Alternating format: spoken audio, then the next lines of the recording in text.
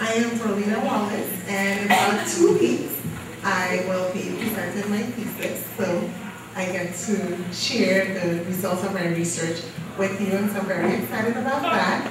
I'd like to thank the Research Day Committee for accepting my abstract for this roundtable, and of course the panelists for being here. And I would also like to express profound gratitude to Dr. Alita Bauman for assisting me with this project. So we'll be taking a look at the relationship between childhood maltreatment and teen dating violence. I will go ahead and share the results of the research with you, and then the panelists will have an opportunity to make statements, and then we'll open the floor up for questions and feedback. So the purpose of the study was to answer this question. Is there a relationship between childhood maltreatment and teen dating violence in adolescent dating relationships on the island of St. Croix? Let's take a look at a few definitions. So the U.S. Department of Health and Human Services have a website where they have all of the states' definitions of childhood maltreatment. And after reviewing all of them, the one I liked best was Oklahoma, so I'll be sharing that with you this afternoon.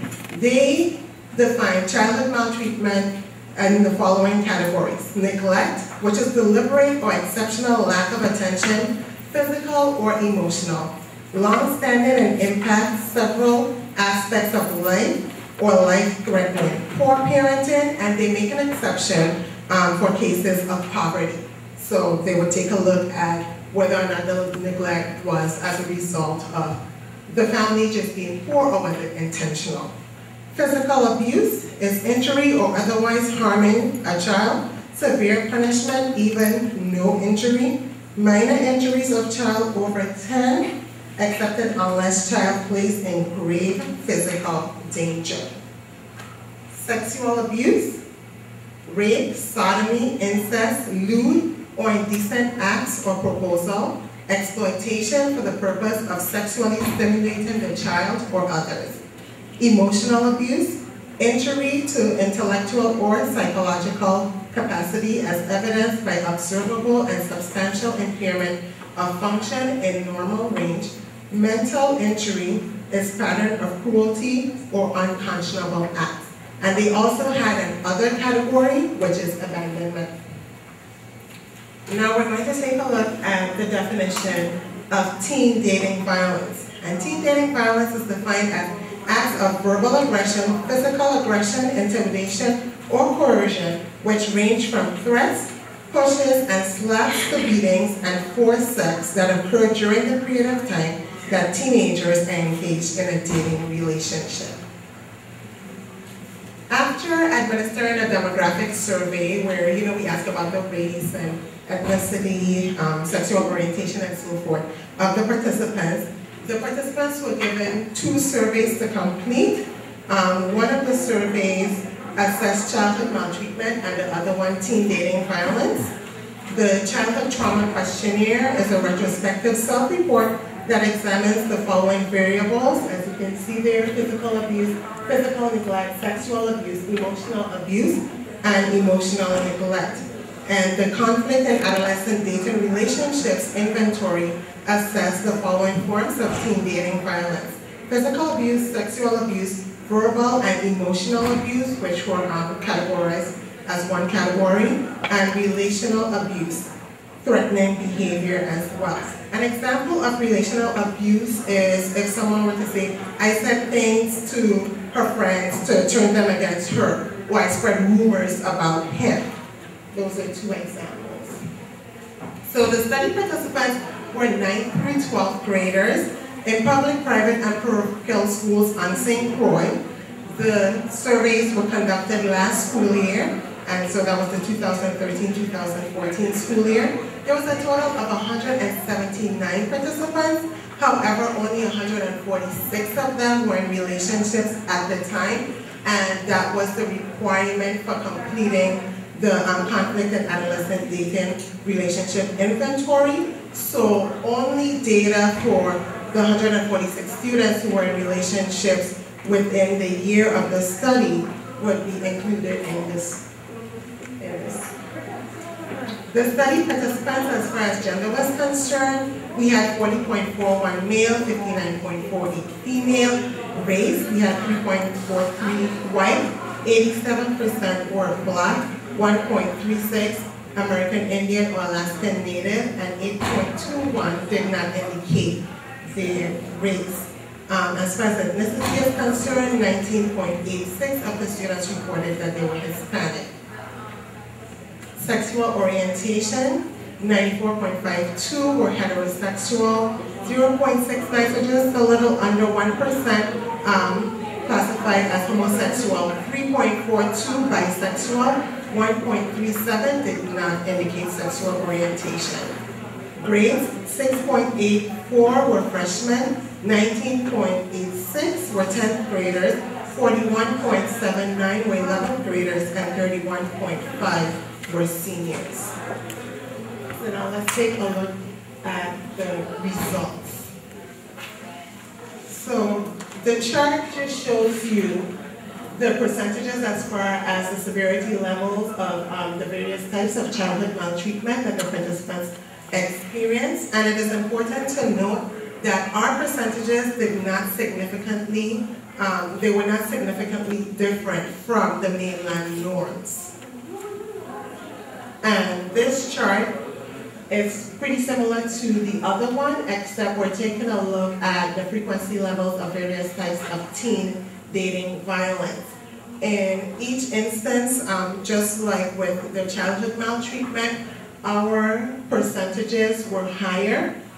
Unlike childhood maltreatment, where we did not have any significant differences, the asterisks indicate where the larger percentages were in fact significant. And so those are teen dating physical abuse, teen dating sexual abuse, and teen dating threatening abuse.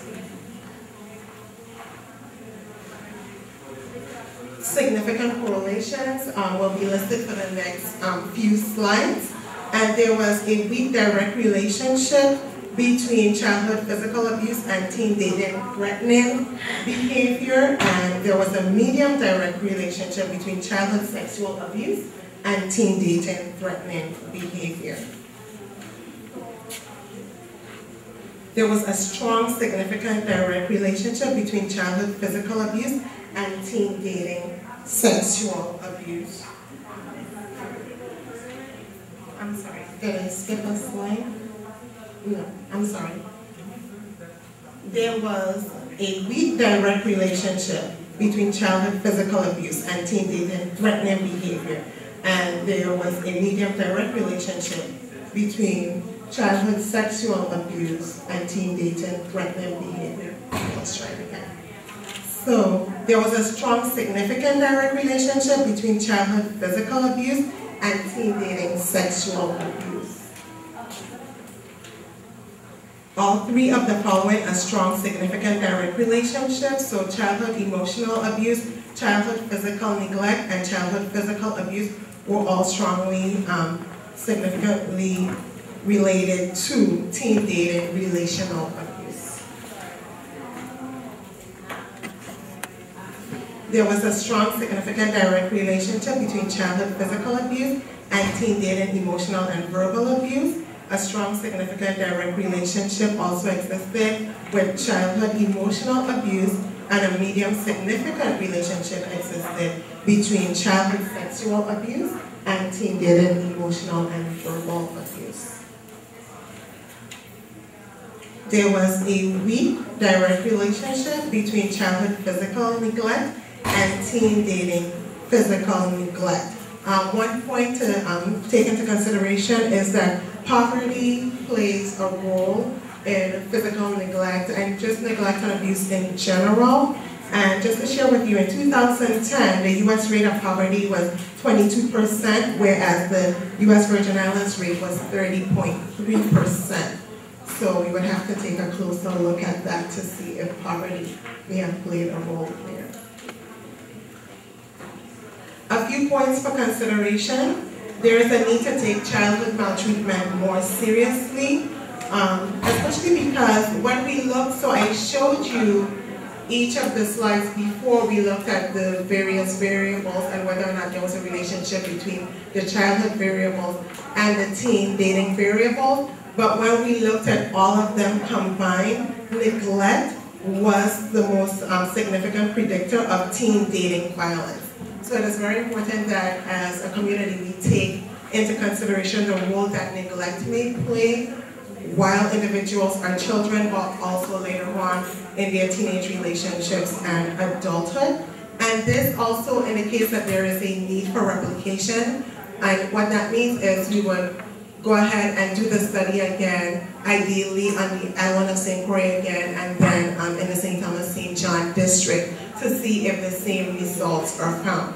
There is information out there about the effects of childhood neglect. However, it is not a lot, so that's why we'll take a look at it to make sure that it was not a type 1 error. And the other point for consideration is that the most surprising result was that there was no relationship between childhood physical abuse and teen dating physical abuse. And that was very surprising to me because I always thought, you know, if you grew up in a household where you got a lot of whoopings and you saw a lot of violence, then more than likely you'll be in a relationship where that is done to you, or you would be the perpetrator. And in this study, I did not find that. Here are the references. And so at this time, the panelists will have an opportunity to make statements in regard to childhood maltreatment and teen dating violence, and then we'll open up the floor to you for questions and statements. We have with us this afternoon Kanuma Simmons-Isanison. She's the Executive Director of the Virgin Islands Domestic Violence and Sexual Assault Council. We have Mariana Jean-Baptiste, who is the therapist at the Virgin Islands Behavioral Services. We also have with us Carnell Trotman, who is the Director of the Men's Coalition, and Helga MD, who is the Child Therapist at the Women's Coalition.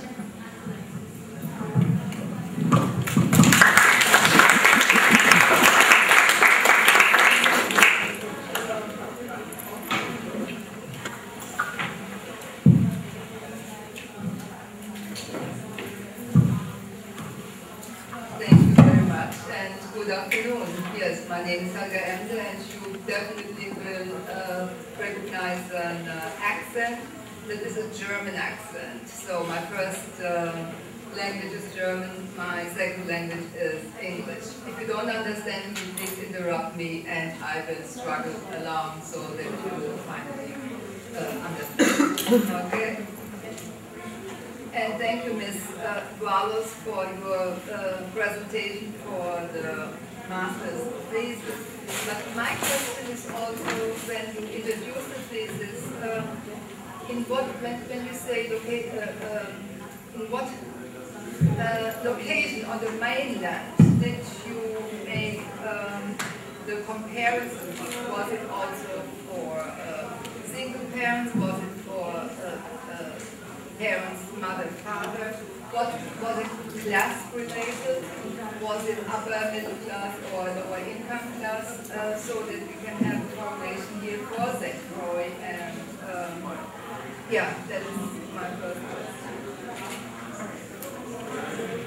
So that's a very good question. When I talked about whether or not our results were higher or lower than the norms, what we looked at was the norm samples. So for example, the childhood trauma questionnaire, the population that they actually did the study on before they were able to say that this instrument can be used with wider population. So we looked at that particular population, and then we also looked at that for the conflict and adolescent dating relationship inventory as well. In terms of poverty, the source is the Community Foundation of the Virgin Islands. And if you guys have never been on the website, I encourage you to go ahead and go on to cfbi.net, and you can take a look at the kids count. And of course, I don't present all of the data here. It's a little bit more broken down in the paper itself, but I encourage you to go and take a look at it because the poverty levels and the forms of maltreatment are broken down by single parent households versus not single parent household general. The figure that I presented, the 30% or so who are living in poverty, that includes everybody. It's not based by whether or not there's another individual in the household, whether or not a single parent, socioeconomic status, of course, is what they're looking at, but it's a general figure. As child therapist, I get a lot of teenagers and also little children from age 4 to 8 years. And what I realized is that most of the time, when mothers or parents introduce their children and I ask about the background and I asked about when did it start, when your daughter or when your son changed or behavior change or get aggressive or get slightly depressed or even more. And I asked also the parent if they faced violence when they were children. And most of the time, the parents or the mom says yes. They had, she faced domestic violence, it means screaming, yelling, emotional neglect, or also up to rape or sexual abuse. And it was sometimes it is like a circle in a household that the mom, then the children or mom's sister, and the whole family setting was what can be involved in the situation of rape and domestic violence. Very seldom I hear, no, there is nothing, or it's just happening with my child, that my child is acting out. It's very seldom. One question I have about the research, you mentioned something about the breakdown of ethnicity. You talked about the percentage of Hispanic population of people participating in the project. I'd like to know the remaining percentage, what part of the population, what ethnicity you have for those. I think Hispanic is the only one that came out. My name is Cornell Trout, and I'm the director of the Men's Coalition. You know we had a Men's Coalition? You did? What does the Men's Coalition do? Hello? Yes? You knew we had a Men's Coalition, but you didn't know what we did. Helps men who have suffered like domestic violence. Oh, okay. Let me see if I can paraphrase this. So if you're a woman and you're a victim of domestic violence, you go to the Women's Coalition. But if you're a man and you're a victim of domestic violence, you go to the Men's Coalition. Is that your understanding of how it works? I see a lot of looks and smiles on your faces that say you don't have a clue. The Men's Coalition is committed to the removal of harmful bacteria in the air. Good. stereotypes. Male stereotypes. And yes, gender-based stereotypes. Especially for men. Okay. Where are you getting that from? Google. Oh, okay. So that'll work. Okay, anybody else want to take a shot? Okay, that point of clarification. Women's Coalition is for victims of domestic violence. And a victim of domestic violence could be a male, a female, or a child. Men's Coalition, we deal with perpetrators. We deal with those folks who commit acts of domestic violence. And perpetrators can be a male, or a female, or a teenager, and maybe even a child as well. Okay, so when you commit an act of domestic violence in court, what happens is the judge often refers to me and the Men's Coalition for Education and Counseling in the area of domestic violence and anger management. Okay, does anybody know what domestic violence is? We have an operating definition. Who wants to take a shot at it? What is domestic violence? Nobody? Oh, okay. That's a good start. Somebody else. First of all, I would say within a household or within a family. anybody else want to add to the mix? First of all, there are 12 forms of domestic violence. Verbal abuse and physical abuse are only 2 of 12. They also include stalking and harassment, isolation, minimizing, denying, blaming, physical abuse, sexual abuse, economic abuse, isolation, I don't think I'll reach more, using children, stalking and harassment. The definition for domestic violence is a pattern of abusive behavior that individuals use against their intimate partners as a means of control. That is the definition of domestic violence. Now, in my work, what I see is violence, violence, violence. Spread across all spectrum, doesn't make a difference. Socioeconomic level doesn't make a difference. What religion you are, it just covers everything. I don't get to see that many children, but what I do get to see from time to time is the impact of domestic violence on children. And let me tell you something, children are the most seriously affected by this whole thing. In a family where there's domestic violence going on, everybody suffers. She's not getting along with him, he's not getting along with her, and who suffers as a result of that? The children. If I'm fighting her, that means less time and energy to take care of the children. And oftentimes what happens when I do see these children, it's clear to me the impact of this domestic violence. That they are either one of two things. Either they're hyperactive or they're hypoactive.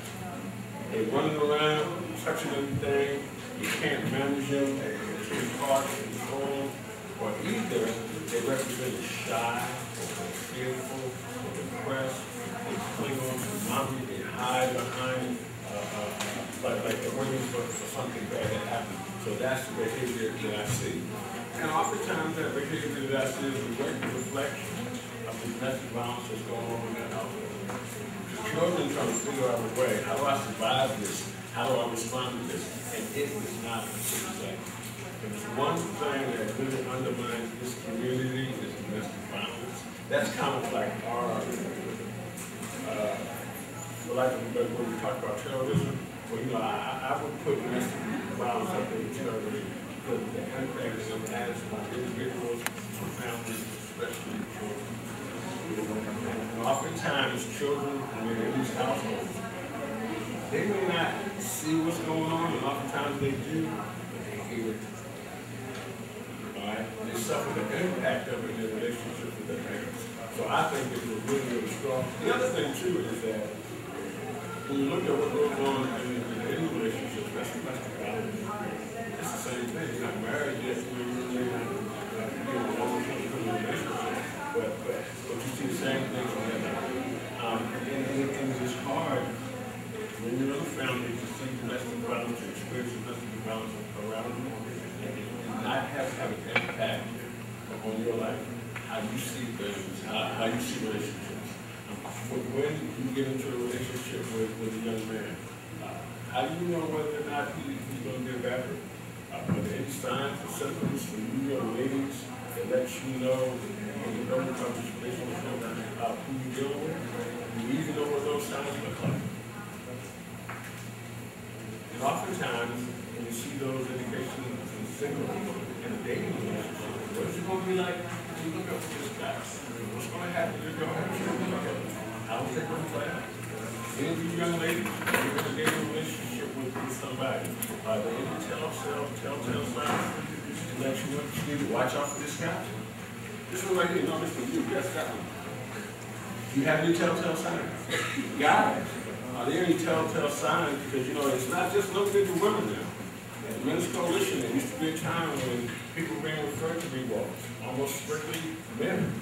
Now, you ladies are starting to kind of creep up in there because I think you have some new ideas about relationships.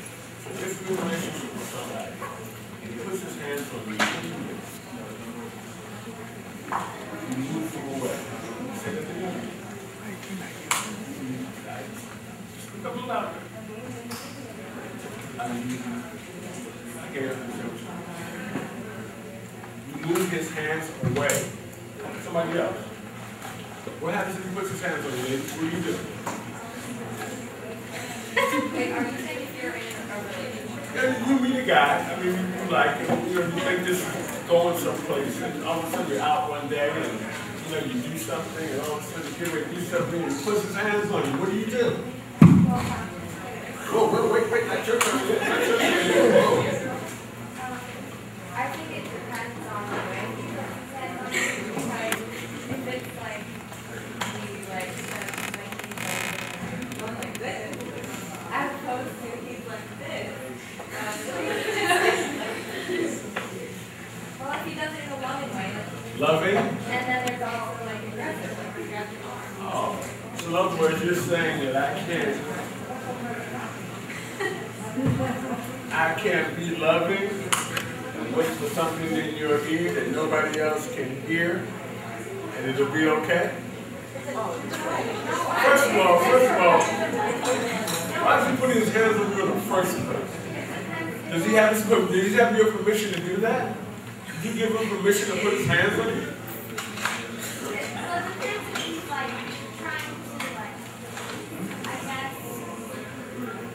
Okay, it's his loving way, as in more like he's trying to be nice to you, opposed to like he's wanting to get something out of you.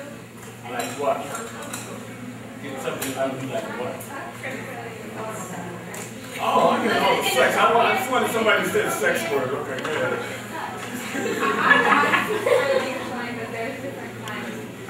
Okay, I'm going to go back to my question again. Does he have your permission? Does he have your permission? It's mutual, yes. If it's mutual, go ahead.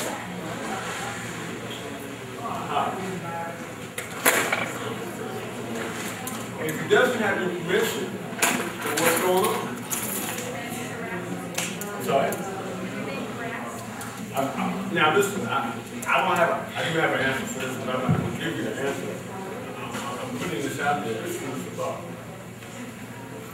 Because if he doesn't have your permission, and he can put his hands on you, and you say nothing, then where's the boundaries?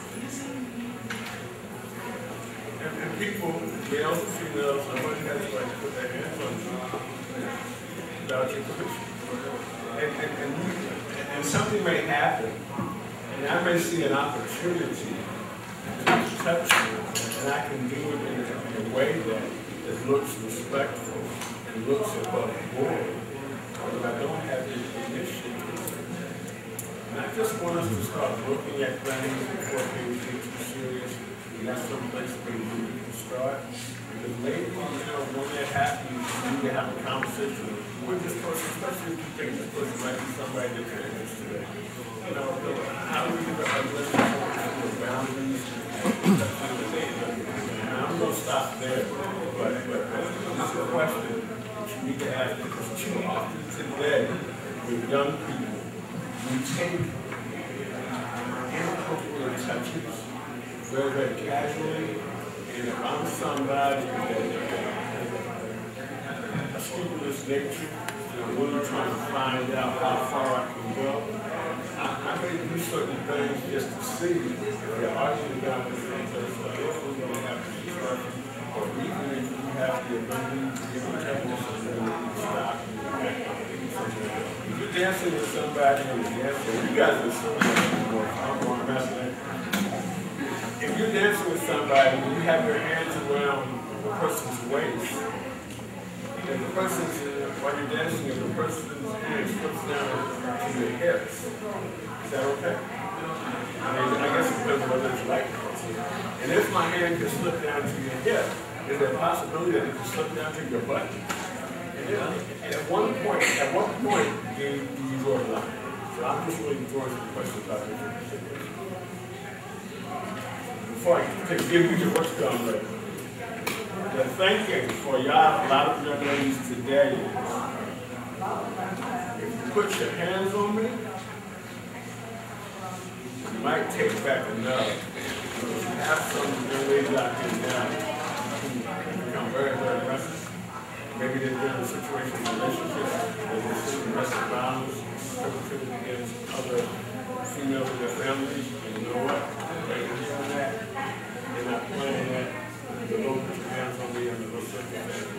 That's something. So the attitude out there regarding domestic violence, what women can do to protect themselves. Some women, it's changing very much. And I think she can speak to that for sure. Thank you. Hi, I'm Kanuma from the Virgin Islands Domestic Violence Sexual Assault Council. I'll keep it quick because I have too long.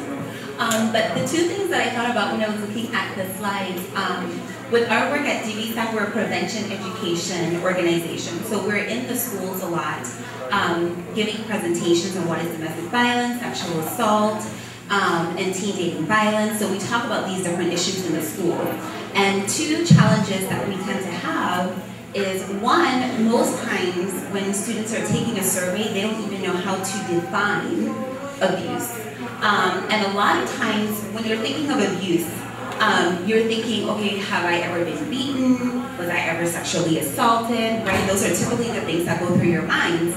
But there's also something called vicarious trauma or secondary trauma, meaning if you have been exposed to violence, then there's also some level of psychological trauma that can be there. So even when Carnell is talking about some women, for example, who may react based on something they saw. Okay, well, I saw my mother beaten, or I saw my sister beaten, or I see my sister beat up on her husband, because it can go both ways. So now I'm not going to take that. So they may have never been physically abused personally, directly, but indirectly because they've had exposure to that. They react from that standpoint. And so I even want to challenge, okay, I think it went out, but you guys can hear me, right? I even would like to challenge with your age bracket, because of social media, consider the fact whether you have been psychologically traumatized. So I want you to think about yourself as a 2-year-old. So if you're 2 and you see abuse happening, what are some of the ways that you might respond? You're 2, so you don't have a full vocabulary, but what are some of the things that you might do if you see violence? Cry, that's one. What else?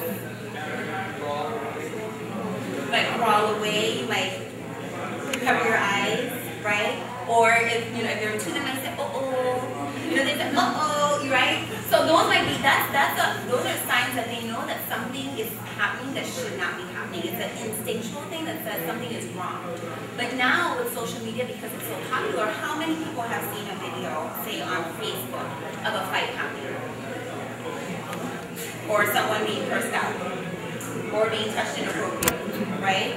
So these are things that are not uncommon anymore. So now when you see somebody who might be abused, or you might be looking at the Facebook video, the things that are alarming to me, usually what do you see in the video? Aside from the person who's being abused, what do you see usually? Everybody else. If they're jumping in, that's actually good. But a lot of times I've seen videos where people are just kind of standing around, right? And then what about the person who's actually taking the video? They're not jumping in helping because they're taking the video, right? So now, because, and I mean, there are several different factors, but the point that I want to bring across is that even though you may not have experienced abuse directly, just having the access to see it all the time, it now becomes normalized to you. And I'm just speaking generally. So where at 2, you may have cried, or you may have said, uh-oh, or you may have covered your eyes. Now, because we're exposed to violence so much, we're actually psychologically traumatized to the point where when it happens, we don't even really react. We just take out a phone and we kind of take a video, or we say, well, I have my own battles to fight, let her figure that out. So those are things to consider, that if you find yourself in a situation where you aren't being abused, but you're seeing someone else being abused, and you don't have that instinct to help or do something or find help, then you might actually want to consider how you have normalized the situation, or how you may have had some psychological or emotional trauma as well, because violence is never okay. So you guys get what I'm saying? It's something to consider. It's not just direct abuse, but it's also a lot of secondary abuse, witnessing it and becoming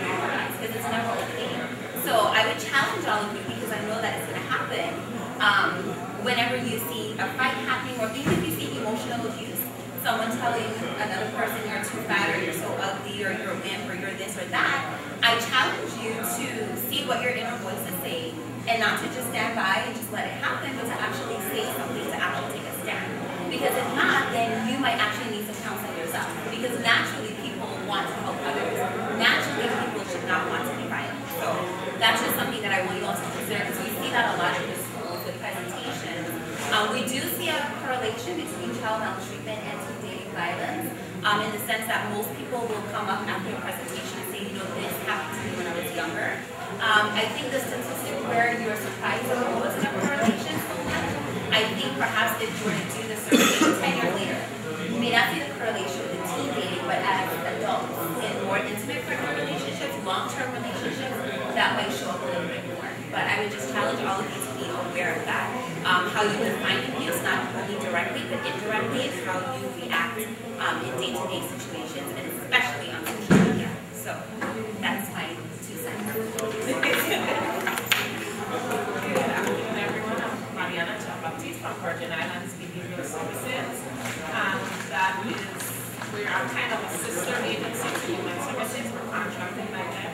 And I see children from 5 years old to 17 years old, because I work across 2 units, the Crawford Day School and the Diagnostic and Crisis Stabilization Center, which is just a fancy way of saying intake where they come to be stabilized. And I wish I could say I was surprised by Berlina's findings, but I was not, because it's things that we see in the children and the adolescents we serve. Usually I see 2 extremes.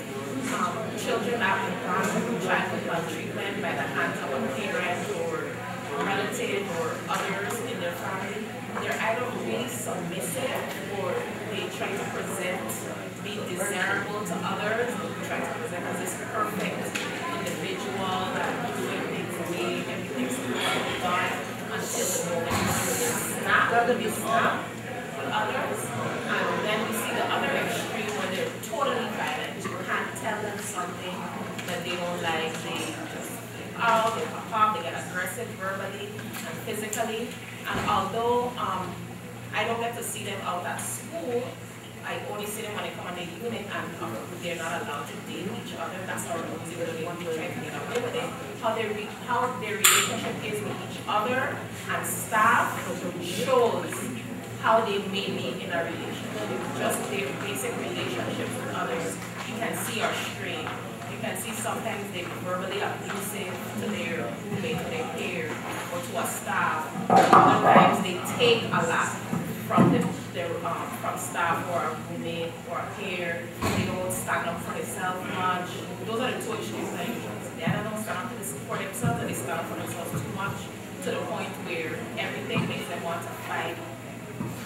Everything makes them want to fight and go after someone else. So I wasn't too surprised by the outcome. Unfortunately, it's something I see day in, day out. And as Ms. Simmons was saying a while ago, you can get desensitized to it sometimes because you see it so much. And that is something that is prevalent in our community now with social media, seeing this violence so much. You kind of get desensitized to it, and I'm like, oh, okay, somebody picking up somebody here. Welcome to St. Croix, or welcome to Central High, or wherever the school is, or whatever is happening. And we're not feeling the need to step out and stop it and stand up for it. And that's troubling. And hopefully through this research and others like it, we open our eyes and take more of a stand to stop this before it, gets way out.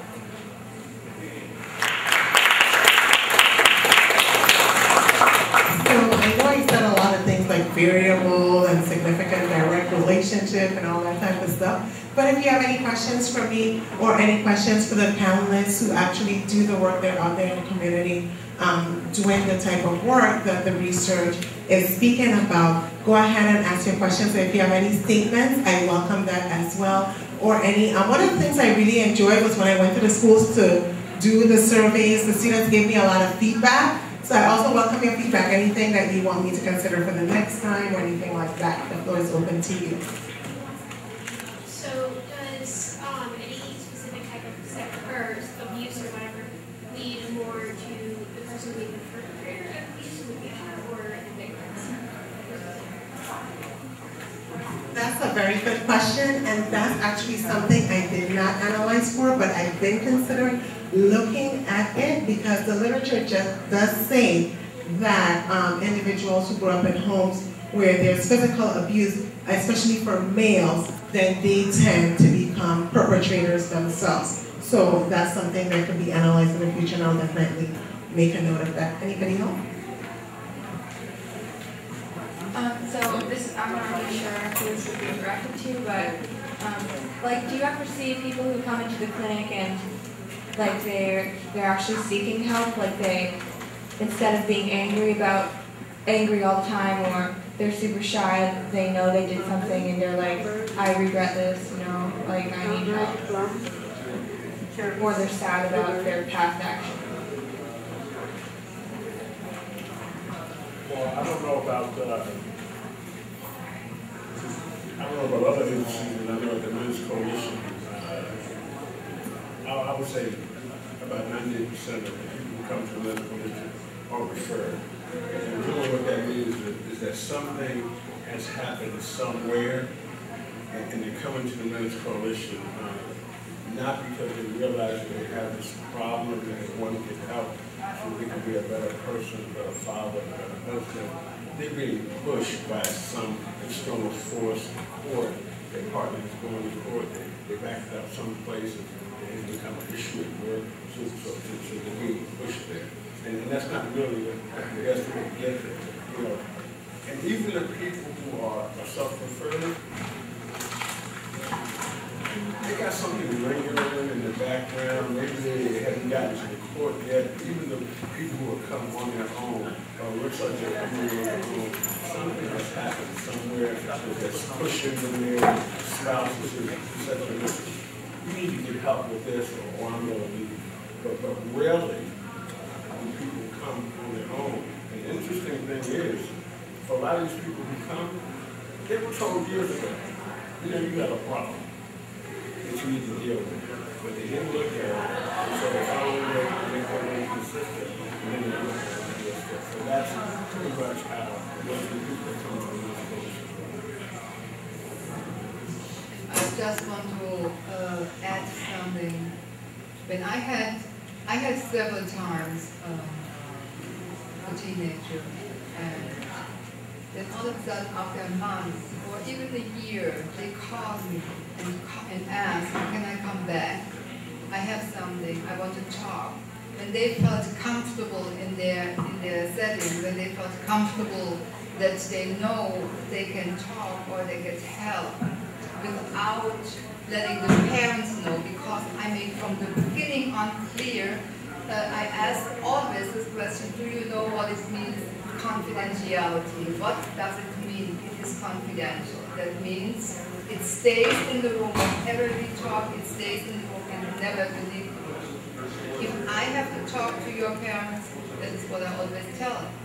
I ask for your permission, and then you can lay it out.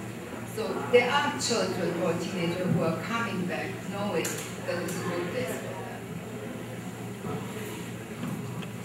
Well, the children, I see, don't really have a choice of being there. They're placed there by the Department of Human Services. But recently, I had one adolescent who deliberately ran away and kept running away in the hopes that she would be placed at VIBS because she wanted to get away from home. She wanted help. She wanted to change. And she figured the only way to do that was to get everybody's attention, so they would have no choice but to place her in VIBS. Unfortunately, they had so many other family dynamics going on that we couldn't legally keep her, and she had to end up going back home. I don't know, I'm not sure what's going on right now. I'm hoping she's okay, but sometimes you can't do anything about it and things like that happen. We were just talking about children, victims who are likely to return. Are there any perpetrators, are they more likely to commit domestic violence again and return to the men's probation? Well, the answer to that question is, unless you do something different, most certainly. First of all, number one, the the chance that you're going to get into another domestic violence situation, it's almost like the sun coming up tomorrow. It's going to happen. She's going to say something one day I don't like. She's going to talk too long. Either way it goes, someday, sometime, some way, one of them is going to piss me off. The only thing that's going to be different, ladies and gentlemen, is how you respond to that. And if you respond to it the way you responded to it last time, you most assuredly will be back. So the only thing that's going to keep me or any other person that might have been through men's coalition before, the only thing that's going to be different the next time around is I can't control what she does or what comes out of her mouth. The only thing that I can do is I can control my own behavior. And if I am in control of my own behavior and I understand certain things about myself, and if I possess the courage and the strength to be able to walk away, if I possess the courage and strength and understanding to know that you cannot control other people, you cannot control women, you cannot tell them what to do, if I understand that, then I can do the appropriate thing, which is to respond to it in a respectful manner. And if I can't do that, walk away, then I won't be back. If that's something that you have to practice. And that's something that you have to practice. That's something that that has to become a part of you. You have to engage in respectful behavior. What we're seeing is that perpetrators are starting to come back. I will tell you what made us slick enough to do. I'm smart enough to know that I can't put my hands on her anymore. Because that's so obvious. I can't put my hands on her anymore, but what form of domestic violence do I then engage in? Somebody tell me. And that's called what kind of abuse? I heard somebody whispering, you got the right answer. Have enough courage to stand up so I can tell you you're wrong. Okay? And then the other word for that is what though? Emotional abuse. Emotional abuse. Why? Because it's hard to prove. It doesn't leave any marks or scars like physical abuse. So how are you going to prove it in the court? He emotionally abused me. How do you prove that? It's hard to prove. It doesn't leave any scars. But it's long lasting. And if I do it right, and all I have to do is just look at you a certain way, and you get the message. So oftentimes, the perpetrator, they might stop using physical abuse, but what they might resort to is emotional abuse, because they know that that's difficult. It's difficult to prove.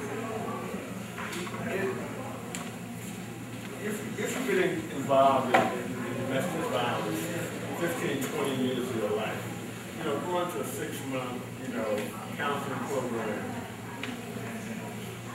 it might start the process of change, but we're honest enough to understand that because you go to a 6-month program, that's not going 120 years of domestic violence. You have to start practicing that, and you have to practice it every day, and you have to practice it over time. Now, is it possible for somebody to change their behavior? It most certainly is. But it takes a lot of work. It takes a lot of work.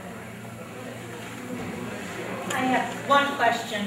Over the course of years, I can track criminal activity, and I can compare the criminal activity with treatment processes, with law enforcement changes, with population, etc.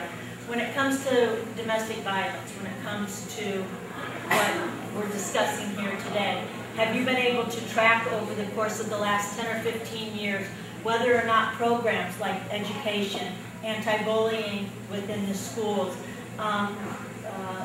the abundance of therapy and departmental programs within our youth services, have any of these made an impact? And are we seeing a decrease in domestic violence overall, or has that continued to rise, or is it stable? Where are we at?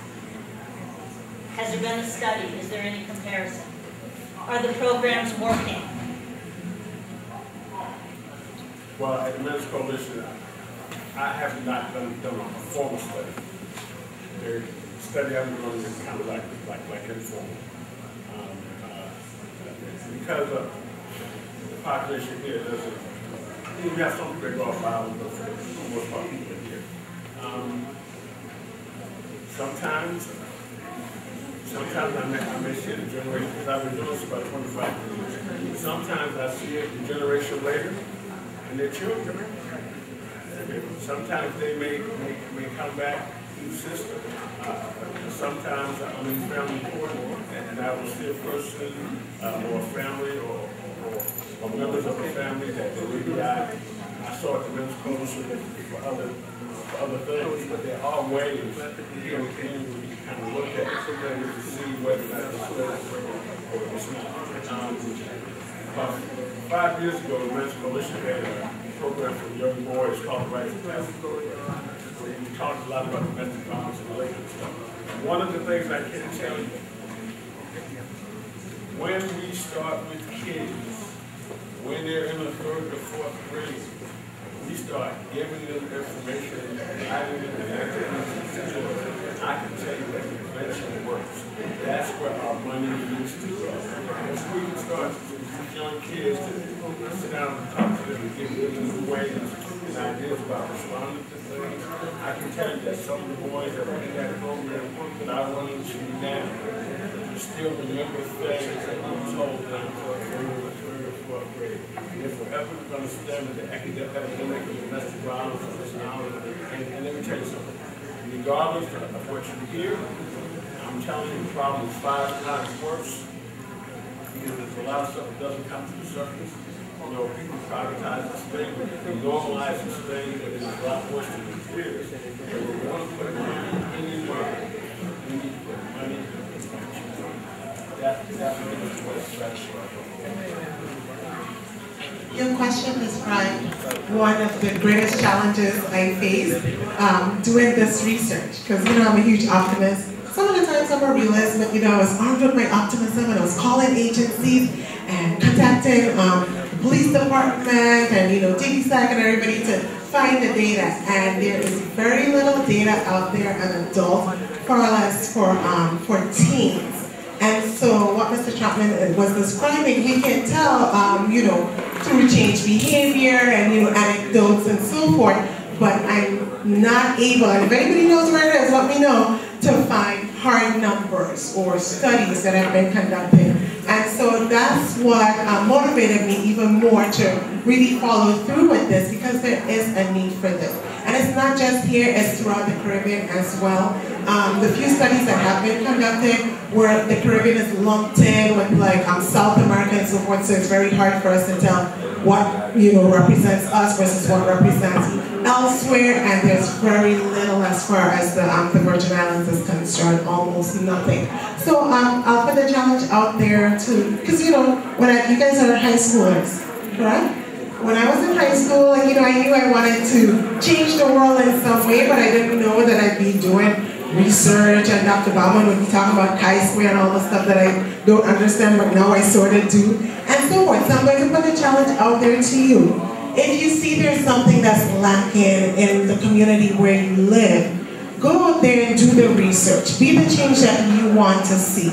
Let that motivate you. And just because you may not be able to find numbers or resources or low and so forth, it doesn't mean that you can't still put yourself out there, because you will find people who will join you and try to help you, and that way you can make a difference in a community. Any other questions or comments? What I also wanted to add is there is a domestic violence hotline for teens. Whenever you need some help, immediate help, go on the domestic violence hotline for teens. You also can call the Women's Coalition. You see here my name, and let me repeat my phone number. It's 773-9272. 773-9272. 773-9272. Don't hesitate, just call. Well, my closing remark is, you know, I thought when I came to you guys were like college students. Now I find out you're high school students. So I find you working on This is an exciting time in your life. At this age, there are a couple of things going on, hormones, and all the rest of that stuff. And how you become still developing and evolving. But what I want to say to you is this.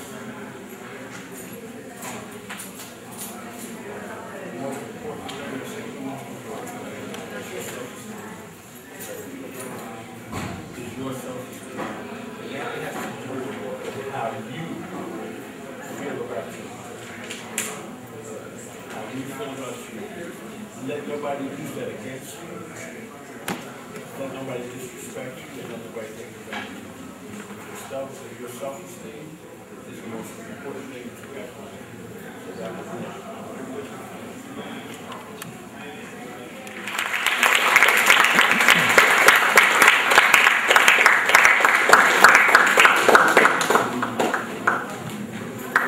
So thank you everyone for coming. Thank you to the panelists. Enjoy the rest. Did you guys get a chance to look at the posters and so forth?